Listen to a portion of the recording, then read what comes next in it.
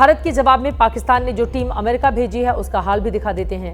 Pakistani team की पहली performance report आई है। इस टीम के नेता हैं बिलावल भुट्टो, बड़बोले नेता हैं। बिलावल ने अमेरिका पहुंचकर भारत के खिलाफ मुंह खोला और वैसे ही उनकी जबरदस्त धुलाई भी हो गई।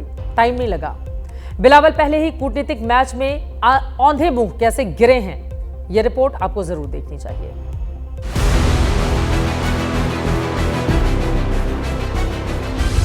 तस्वीर नंबर 1, वॉशिंगटन डीसी में शशि थरूर की नेतृत्व वाली टीम इंडिया। तस्वीर नंबर 2, न्यूयॉर्क में यूनाइटेड नेशन के मुख्यालय में बिलावल के नेतृत्व वाला पाकिस्तानी डेलीगेशन। वैसे तो इन दोनों तस्वीरों में कोई तुलना हो ही नहीं सकती। कहां तो विदेश मामलों में महारथी शशि थरूर और कहां आतंकियों के बोल बोलने वाले बिलावल भुट्टो। कल तक सिंध की दरियाओं में हिंदुस्तानियों का खून बहाने की बात करने वाले बिलावल भुट्टो आज शांति के मंच यानी यूनाइटेड नेशन में नजर आए।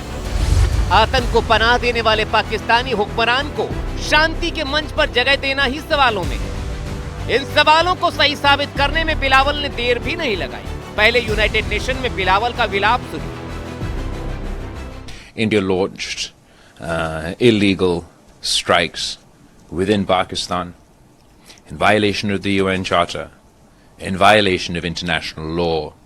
They targeted civilian infrastructure, they targeted religious worship places. Pakistan का ये पूर्व विदेश मंत्री ऑपरेशन सिंदूर की कार्रवाई में मारे गए आतंकियों को आम नागरिक बता रहा है। मारे गए आतंकियों को इनकी सरकार और सेना राष्ट्रीय सम्मान दे रही थी। जिन आतंकी ठिकानों को भारत ने तबाह किया उसे धार्मिक स्थल करार देकर बिलावल खड़ियाली आंसू बहा रहा है। भारत की कार्रवाई में मारे गए आतंकियों के लिए दहशतगर्दों ने शोक सभा रखी थी। शकूर में हुई इस आतंकी जमघट में पहलगाम हमले का मास्टरमाइंड सैफुल्लाह कसूरी समेत कई टॉप कमांडर थे, जिनकी मेजबानी में पाकिस्तानी हुकूमत जुटी हुई। लेकिन दहशतगर्दों की वकालत करने गए बिलावल यहीं नहीं रुके। इसके बाद बिलावल ने भारत के खिलाफ मुस्लिम विक्टिम कार्ड खेला। You cannot take on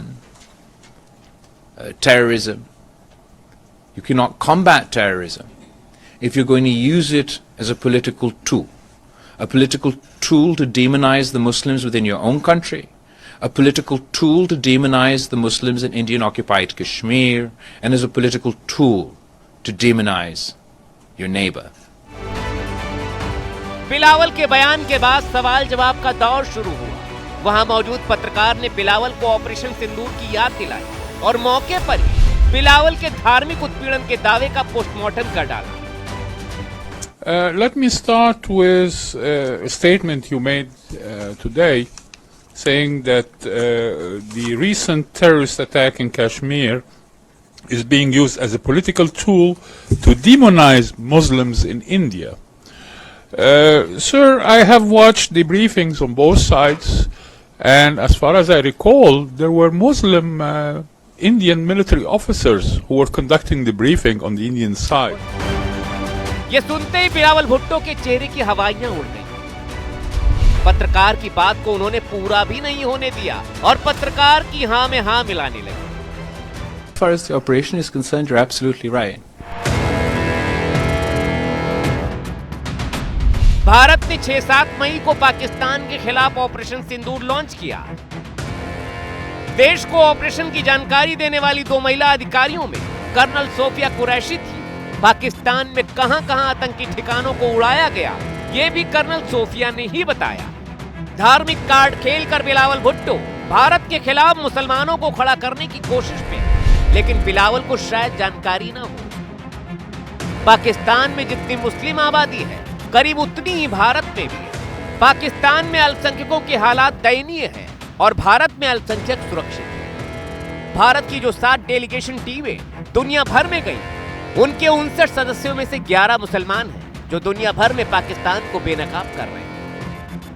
Pakistan is the epicenter of takfirism, and there is no difference of ideology between the terrorist groups in Pakistan and Daesh and in Al-Qaeda.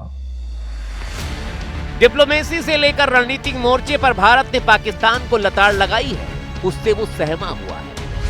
Sindhu समझौता स्थगित होने के बाद पाकिस्तान में पानी का संकट गहरा गया। बिलावल ने गिड़गिड़ाते हुए ये बात भी बताई। The most recent front that India has opened in the context of this crisis is the weaponization of water. The violation of the Indus Water Treaty by the Indian government must be condemned across the board. We cannot allow this precedent to be set. The mere threat to cut off the water supply for 200 million people is a violation of the UN Charter. Sindhu समझौते के लिए गिड़गिड़ाने वाला यही बिलावल भुट्टो है, जिसने सिंधु में हिंदुओं का खून बहाने की धमकी दी थी। भारत पहले ही साफ कर चुका है, पानी और खून एक साथ नहीं बह सकता। पाकिस्तान भले ही दुनिया भर में घूम घूम कर कितने ही घड़ियाली आंसू बहा ले, लेकिन भारत साफ कर चुका है। अब बात सिर्फ आतंक और पीओके पर ही होगी, यानी पाकिस्तान पर हर तरह की स्ट्राइक जारी रहेगी। पाकिस्तान का चरित्र ही रहा है हमेशा झूठ बोलने का। वैसे कहा डॉक्टर थरूर और बैरिस्टर ओवैसी, और कहा ये बिलावल को थोड़ा भी इल्म होता कि भारतीय डेलीगेशन में 11 मुस्लिम थे तो मुंह खोलने से पहले वो 10 बार सोचता। इससे ये भी पता चलता है कि कूटनीति और विदेश नीति तजुर्बे से समझ में आती है, सिर्फ सूट बूट पहनकर चेहरा चमकाकर कुछ भी बोल देने से नहीं आती है।